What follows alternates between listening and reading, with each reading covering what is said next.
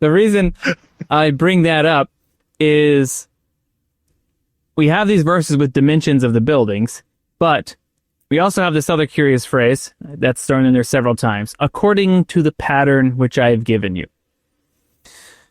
So, a commandment I give unto you, that you shall commence a work of laying out and preparing a beginning and foundation of the city of the stake of Zion, here in the land of Kirtland, beginning at my house.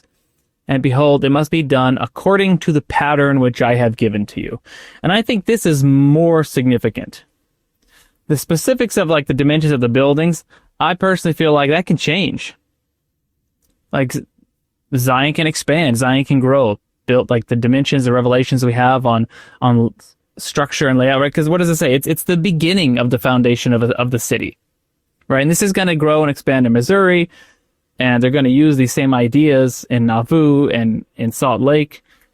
And what's more important than, hey, here's some very specific revelations on dimensions and how to build a building, what's more important is they're getting divine patterns according to patterns which I have given you.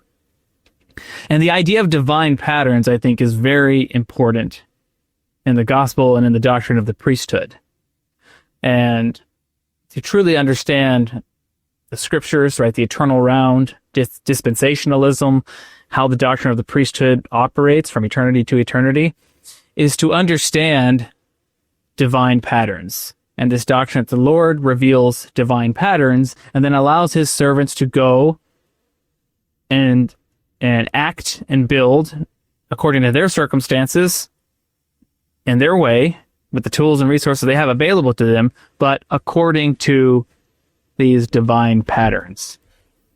And continuing on, we get some more of this. And it shall be dedicated unto the Lord from the foundation thereof, again, according to the order of the priesthood, according to the pattern which shall be given unto you hereafter.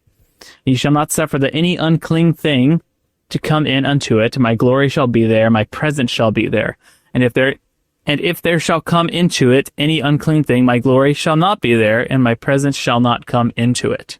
So this idea of divine patterns, right, it goes into the whole doctrine of the priesthood, the whole idea of the temple and the ordinances, the covenant path, the ordinances. I mean, starting with baptism, but going into the temple, into the initiatory, especially the endowment, even the ordinance of the sealing ceremony, all these are establishing divine patterns that we enter into this priesthood order, and then we align our own lives according to a divine pattern, which is the model and the template that Jesus Christ gave to us. And as we model our life after him, allowing him to be our divine pattern, that accomplishes the work and the glory of the Father.